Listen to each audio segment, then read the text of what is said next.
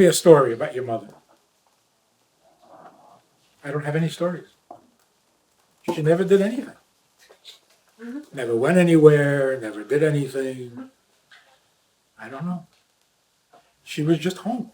She was just there. If you look at Eshes Chayil, what does it say there?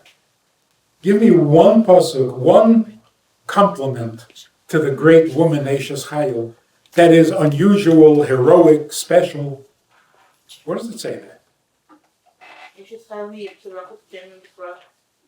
Yeah, like that. It says that she was there, and she did, and she took care, and she... Nothing heroic. But she never missed. She was always where she needed to be, always doing what she needed to do. So it was not a heroic figure, but simply a consistently on target, always the right place, the right thing, at the right time. So if you want to know what did my mother do, she was my mother. So I was asked to give you 7 lessons that I learned from my mother, and for the first time in my life, I'm going to read it from a paper. Because I can't remember 7 things. Somebody was say, they had these comedians who have one-liners. Their jokes are all one-liners, because they can't remember 2 lines. So I wrote them down. 7 things. Of course, there are much more, but 7 is a popular number. Number 1, I think the most fundamental of all things, attitude towards life. Now, many people in their family, and their grandparents, great-grandparents, we all went through difficult times.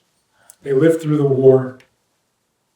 They lived through the hunger, the horrors, the anti-Semitism, the fear. That our grandparents all had in common. My mother lived through that time. My father went through some dangerous activities, survived an imprisonment in communist Czechoslovakia, in Prague. We actually have a whole book on my father's activities because it was heroic. He did heroic things. He went into dangerous places. He risked his life to save Jews from communism. But as we read all of these things, my father did this, my father went there, my father was in jail, and you have to ask, while all that was going on, and where was Mommy?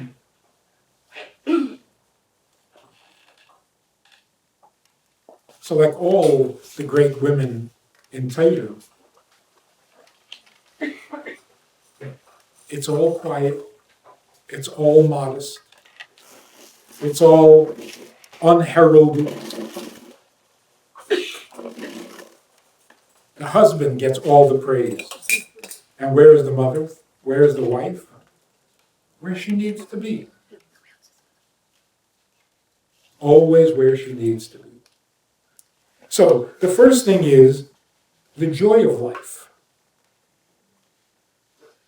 Having such difficulties, living through such difficult times, how do you maintain a healthy attitude towards life? The joie de vivre.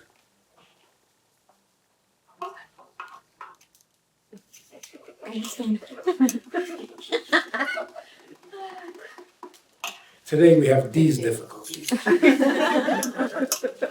So spoiled.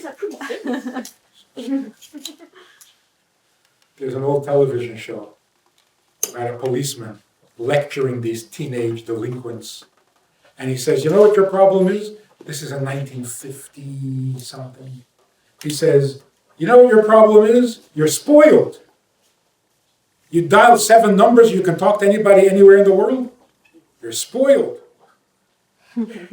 Today, could it dial 7 numbers? Who would want to do that?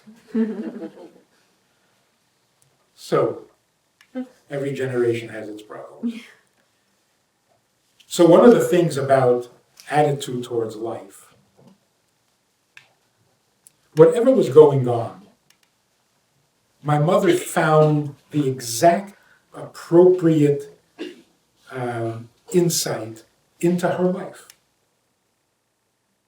For every occasion, for every era, for every period in her life, there was something that she could do, and she could do it well, and that made life wonderful. She reinvented herself many times, as the occasion called for it. We can learn from that.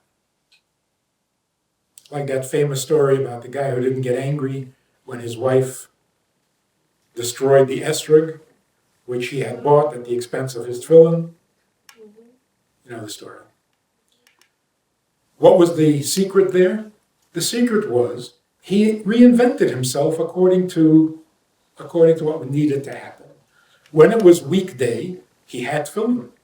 That was his life. When it was Yom Tov and he didn't need tefillin, he bought an esrog. That was his life. When for whatever reason there was no longer an esrog, he got up and danced.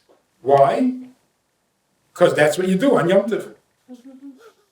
So whatever the occasion was, he found the proper response, and that made life exciting. If it's weekday and you have tefillin, that's all you need. If it's Erev Yom Tov, you buy an esrog, that's all you need. There's no esrog, but it's Yom Tov, so you dance. That's all you need. That was number one. My mother had an incredible talent. She always knew what to say to whoever it was that she was talking to. Young, old, family, not family, observant, non-observant, somewhat observant, formally observant, observant in the future. She always had the right thing to say. And there's a great wisdom behind that. To be able not only to make conversation, that's a talent too. Just to be able to make conversation with all sorts of people, from the greatest to the simplest.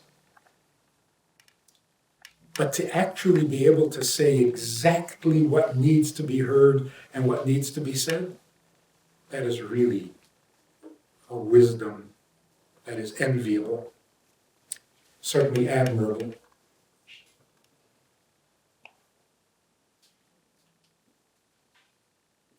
There are people who are gifted in this way.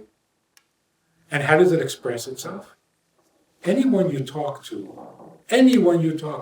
will say, oh, yeah, my best friend. Oh, yeah, she was my best friend. She liked me the most.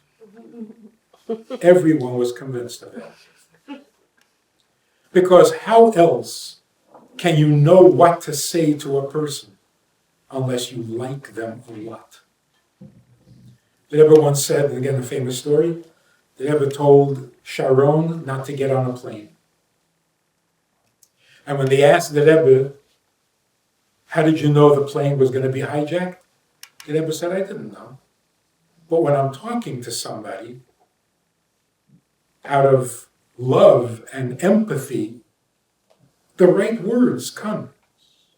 So I said, don't get on the plane. I don't know why.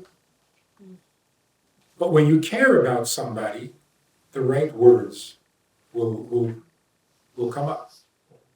So if you can give that impression to every person you meet, that they are your favorite, they are your best friend, it means that you really care about them. And that's where the wisdom comes from. Number 3.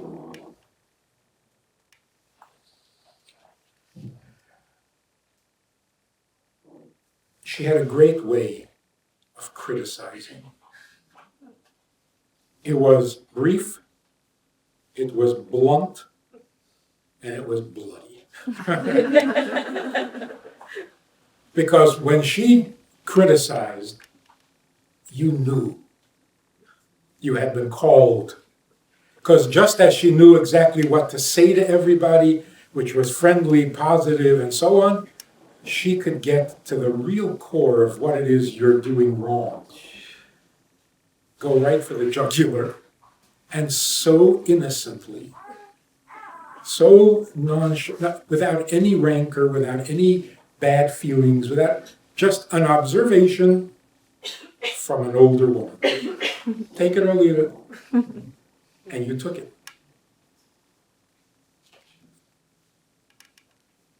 That's what it says in Pirkei Avos, in the Eishes Chayil. Piha poscha b'chochma. She begins with wisdom. She begins to speak with wisdom. V'teiras chesed al v'sheina, and the teachings of kindness are her language. Kindness that is just intuitive, instinctive, without wisdom, is a very limited diet. If somebody gives you only kindness, because that's all they have to offer, it's nice, but even potato chips you can have too much. You got to have something else besides. So just kindness is not wisdom. True wisdom, true das, is a combination of kindness and strength.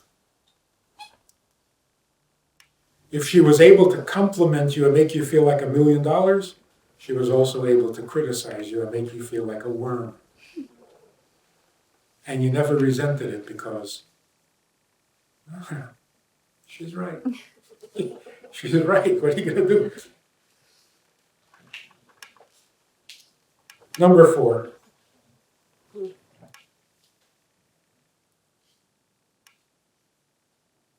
There were very few things. I mean, I can't even think of one. Of material goods, material pleasures. I can't think of anything that she really cared about. The house was simple. Everything was simple. Whatever she needed, she had. What she didn't need, she didn't want. Keeping it simple. There were no complicated matters to her. It was good, it was bad. It was right, it was wrong. It was appropriate, it was inappropriate. There was no fluff. There was no unnecessary activity. There was no unnecessary conversations. There were no unnecessary concerns. So when she said brachas in the morning, or Shema at night, or Shabbos candles, there was no shtick. It was simple. And the more simple it was, the more careful and the more perfectly she did it. Because when you keep things simple, you stay focused on the truth. So there was no frum shtick, there was no holy put on. You do what you do. You do what you do. I mean, if that's what you do, then how could you not do it?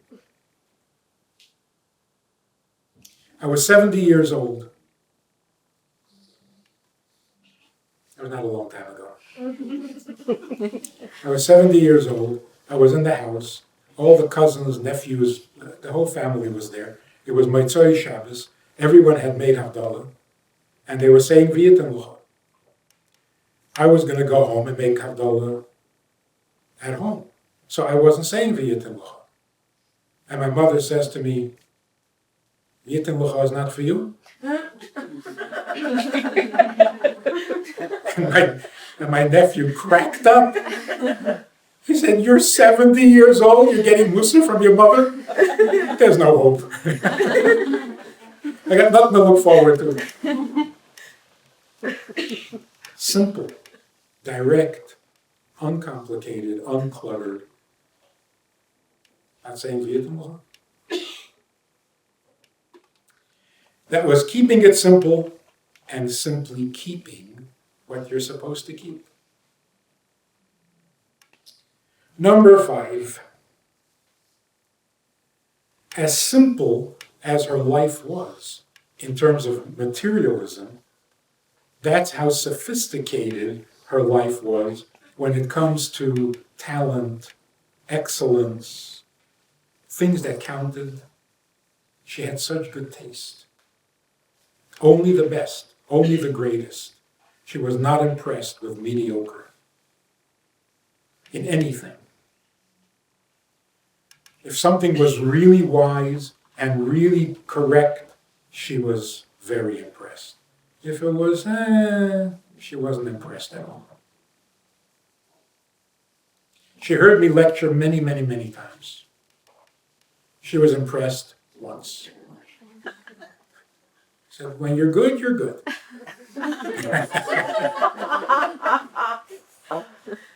Once in 70 years. Because when you're not special, then you're not special. In everything, in music, in art, in wisdom, in goodness. She had such good taste. Coming from a little shtetl in the Ukraine, you don't expect this. How did you kids build with confidence? What confidence?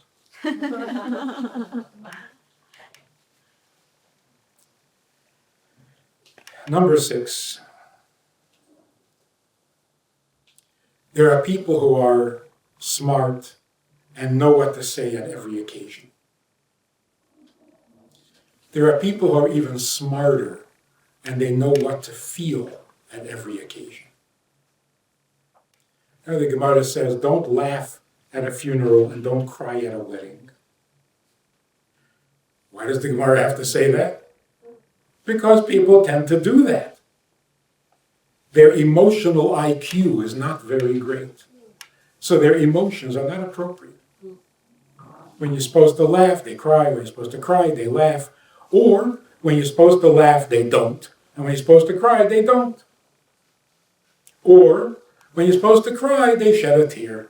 And when you're supposed to laugh, they giggle. My mother's emotional IQ was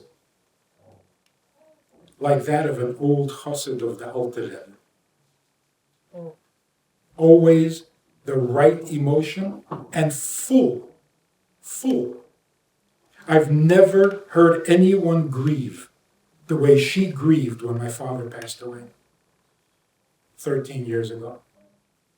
You've never heard such heartbreak. And when she met her sister, whom she hadn't seen for many, many years, at the airport, you have never seen such joy and excitement.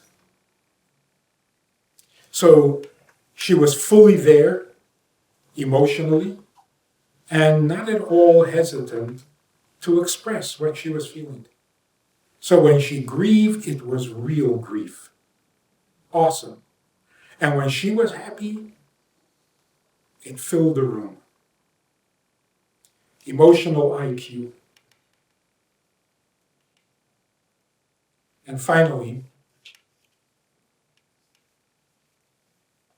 she lived not only with the anticipation of Mashiach, she lived as if Mashiach had already come. And for the last year of her life, that's what she said to everyone who came in. Mashiach, in a little song, Mashiach is already here. What are you doing to welcome Mashiach? Do something. You know, when people get old, she was old. In fact, when she turned 100 and she wasn't feeling so well, and my sister said, "Ma, what's the matter?" She said, "I'm feeling my age." And that was the first time So she started to get old at 100. And she often said, who expected to live to be 90? 100? Way beyond any expectation. So you expect, people get to be 100 and, how much further can you go already? So naturally they start thinking about Mashiach. I just hope Mashiach comes before my time is up. But that's desperation, and that's, she was not. She was excited about Mashiach. And she mentioned it to everybody, including the non-Jewish nurse, actually a Muslim nurse. She had her saying, we want Mashiach now, and Mashiach is coming, and Mashiach is here, and Mashiach.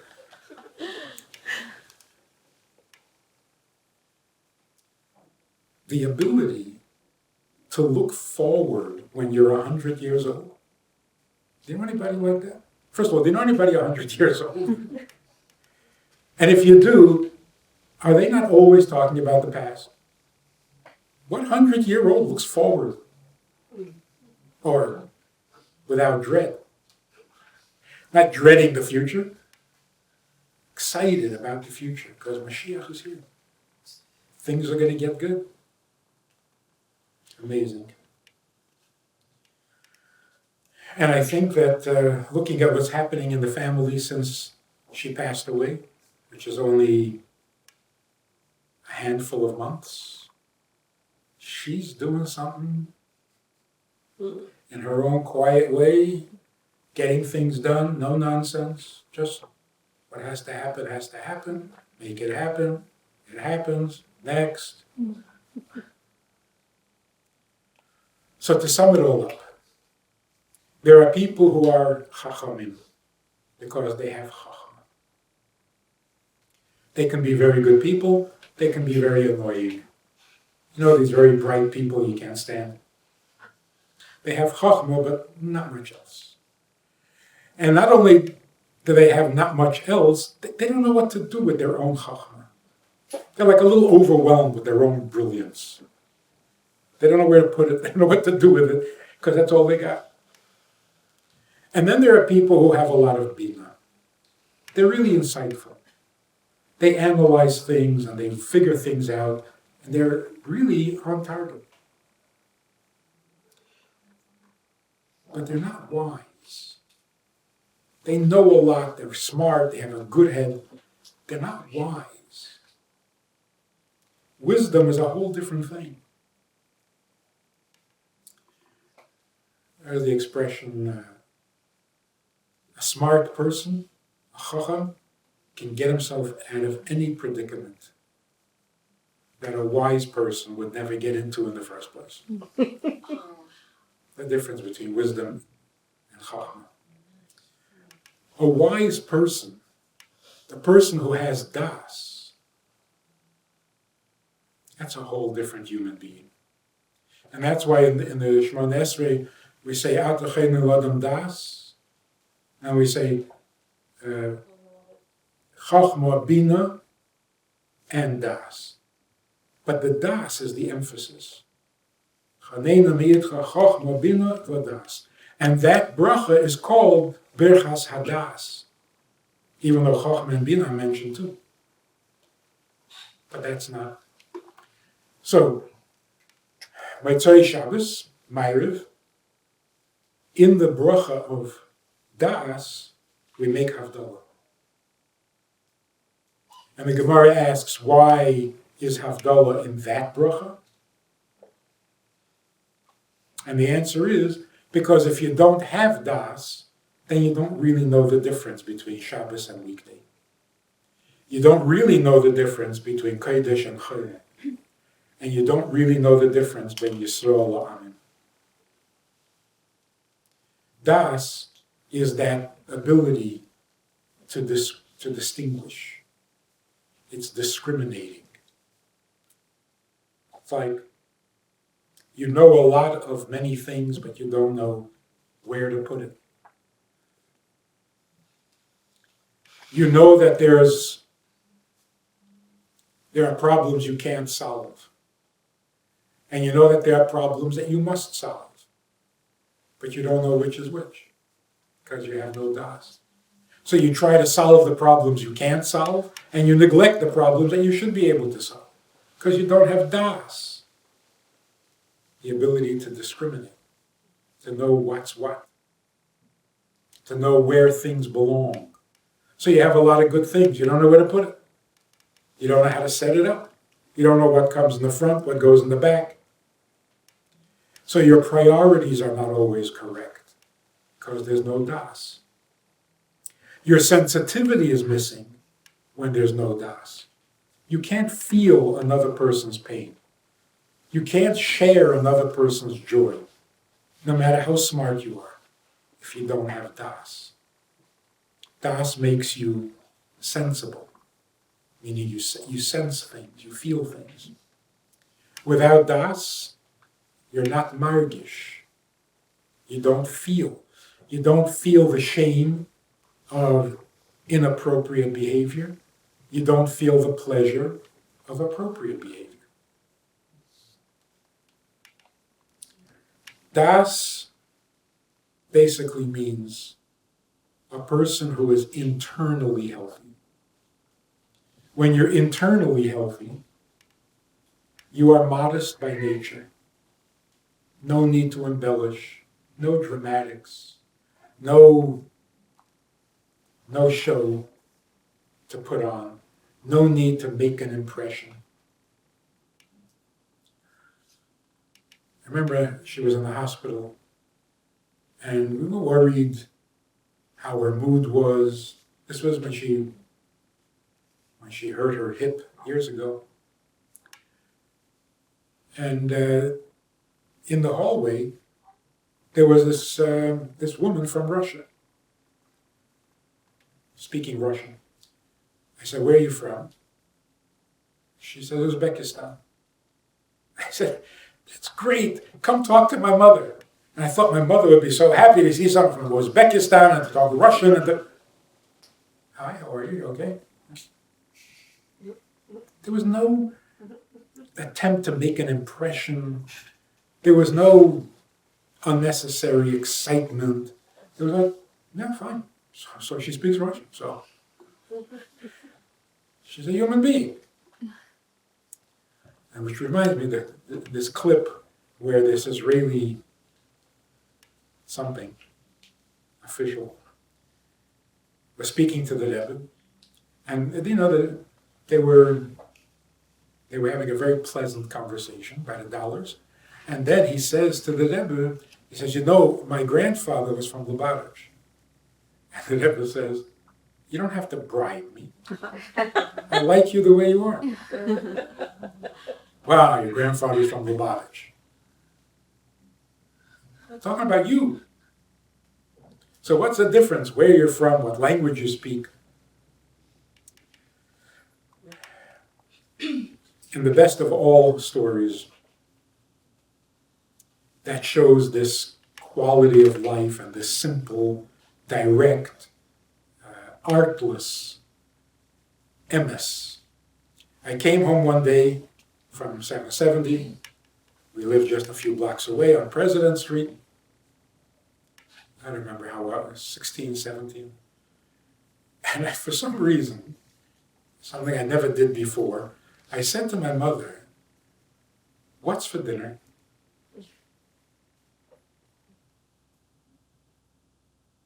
She said, "Food." I never asked again. What's for dinner? Something to eat. Something to eat. You're particular? What's wrong with food? So I don't know if that comes from growing up in a time of hunger, but it was so real. It was so real. And enough said. She never had to repeat it, and she never had to explain herself. Dinner is usually food. You don't like it, don't eat it. But it's food. You need a menu. You need advance notice.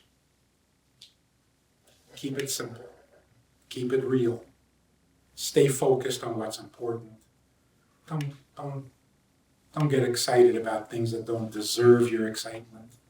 And don't worry about things that don't deserve your anxiety. Look at life and its opportunities.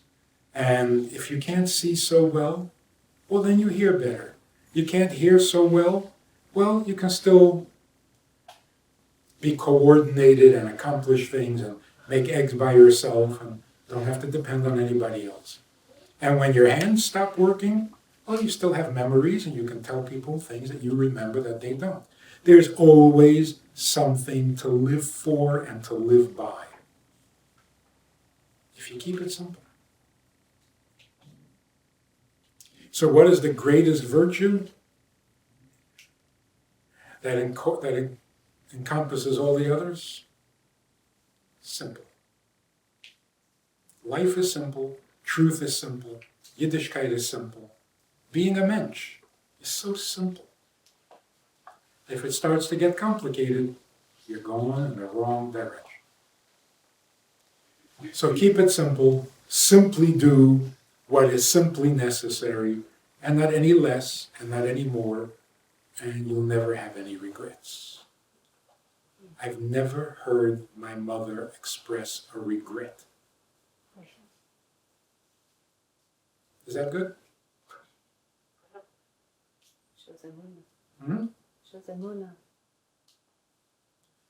Well, people get a little older and they start regretting. Oh, yeah, I should have done that. I should not have gone. I should have. There was never the second guessing and the agonizing over whatever is, and you do it simple. Does that sound good? And this took a whole 20 minutes to say?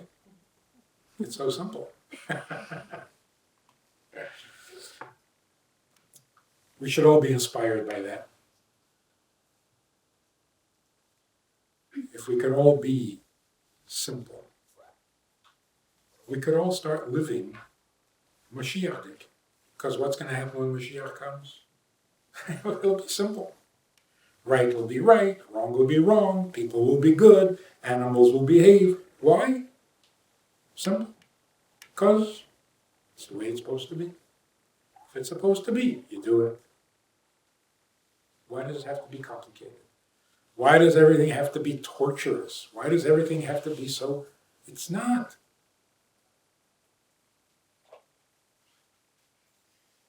Don't wait till you're 100. Start when you're 60. No, start now. Start now. And you'll have no regrets. Because you never regret a simple truth. What's to regret? But that is really amazing. They say about the Rebbe that once he makes a decision, he never doubted himself. He never went back. He never said, oh, well, maybe, oh. Now that I think about it, no, maybe not. Never. But that's because he's a Rebbe. But something like that, even a non-Rebbe can have if you keep it simple. Keep it simple. So simply have a great winter. Simply have a lot of good news. Simply do whatever you can to bring Mashiach so that the world will become simple. Simple is good. What do we do now? Question. We have questions.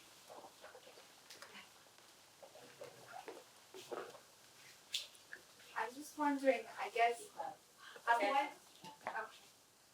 I'm wondering as a mother, I think sometimes life gets so loud, it's hard to hear yourself think. If you think, you can probably think well. But sometimes when there's so much else going on, it's hard to hear yourself clearly and what you really want to do in the situation.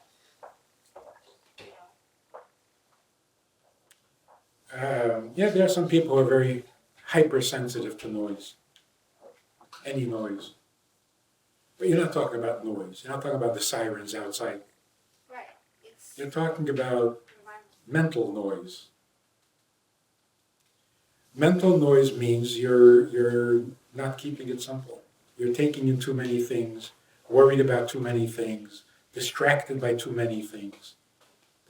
The secret is focus. Get back to what is important now, here, for you.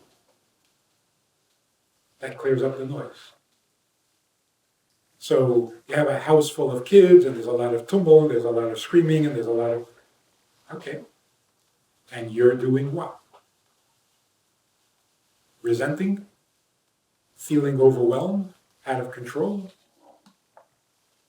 all of the above. You want to call the police? The riot squad? SWAT team? What do you want to do? A house full of kids should be noisy. You have a house full of kids and it's quiet, you're going to get arrested.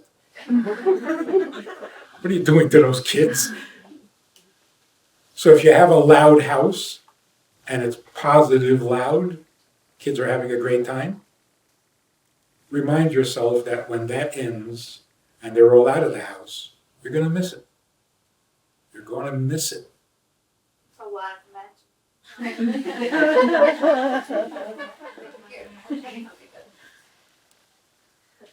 I have two questions, unrelated.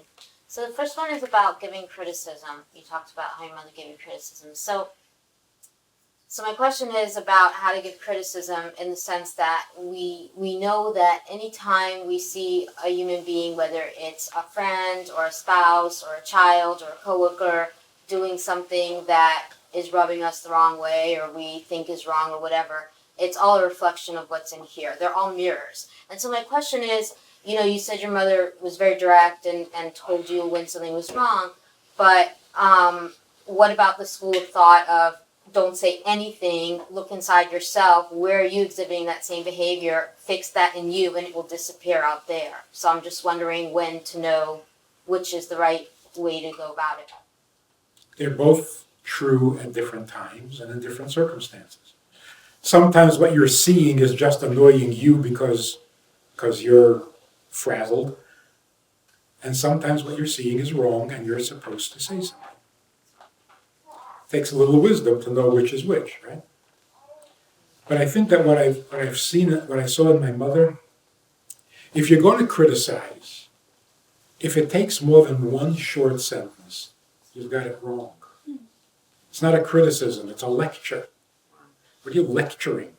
People don't like lectures. It takes too long. One sentence. If you can't express it in one sentence, then you haven't thought it through. So we should think before we criticize our kids, basically. Of course.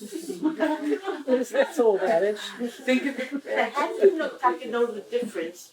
When are you criticizing because it's rubbing you the wrong way? And when are you criticizing because Hashem really said no? Again, the answer is, if one sentence will suffice, then it's good. If you need more than one sentence, then you're just out of control. You're just venting. But I'm always out of control. Really? Okay, 90% of it. Join the club. But really, if you want to know whether your criticism is valid, if it takes more than one sentence, you're not criticizing, you're making a speech. The words of my kids resent me.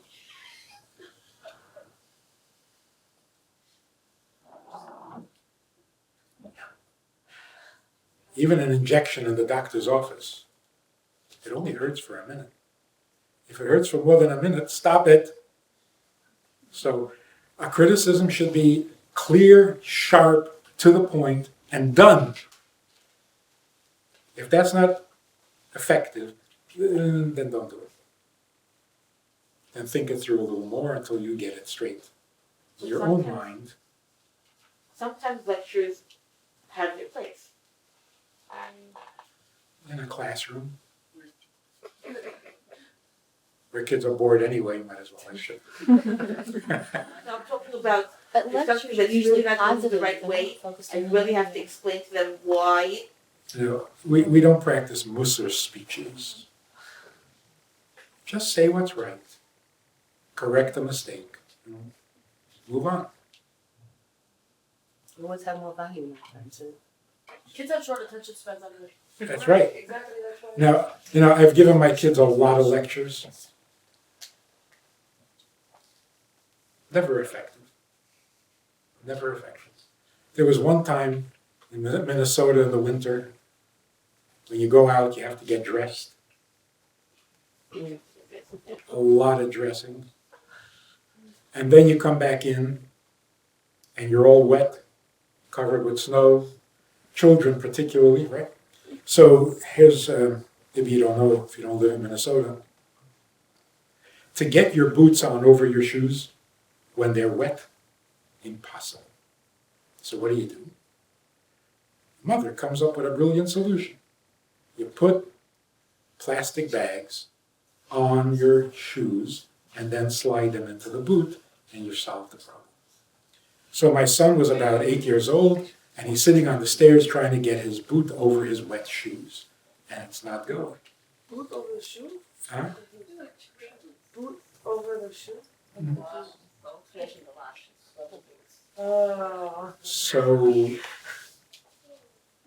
So he gets a little frustrated because it's not going, and he says, "I can't get the stupid boots on." That's called vulgar language. So from the kitchen, I heard him say this, and I said, "It's okay if the boots are stupid as long as the person wearing them is not." I just thought that was really cute. 2 days later, some of his friends were over, and I heard from the other room, one of his friends said something about the blocks were not fitting together properly. He said, "This stupid thing is not," and my son said, "It's okay if the blocks are stupid, as long as the person doing it." My only success. You keep it short, you keep it simple, and your kids don't resent you. Isn't that good? It's unreachable. Once in your lifetime, everybody's entitled. It's a lot more than once in my lifetime. Yeah.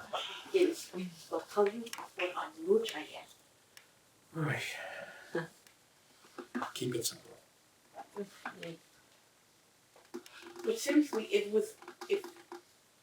if the criticism was blunt, hadn't it built confidence? That's how.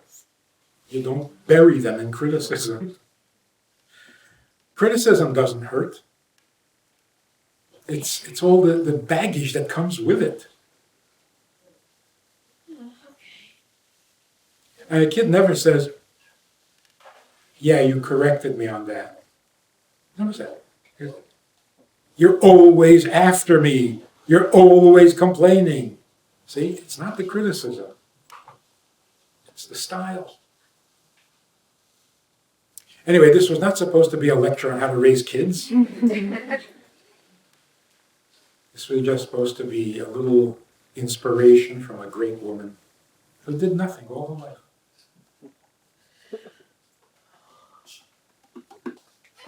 Thanks for listening. Thank